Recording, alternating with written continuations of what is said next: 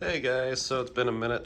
Quick life update. About 2 months ago, I ended up moving for a new job. So I'm in a new city, new place to live, and my Lego has been in boxes like this.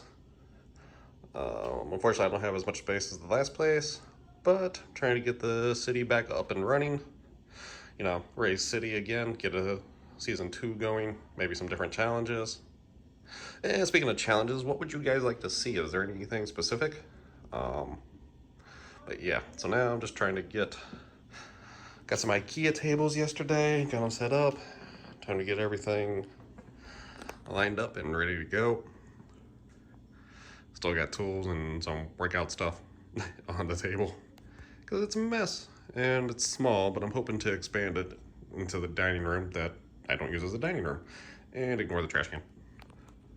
Um, yeah, right now this is kind of in the living room of the place, but I'll do the best I can to hopefully make something pretty epic. And if you want to see what happens, make sure to like and subscribe. And I'll see you guys in the next video. Peace.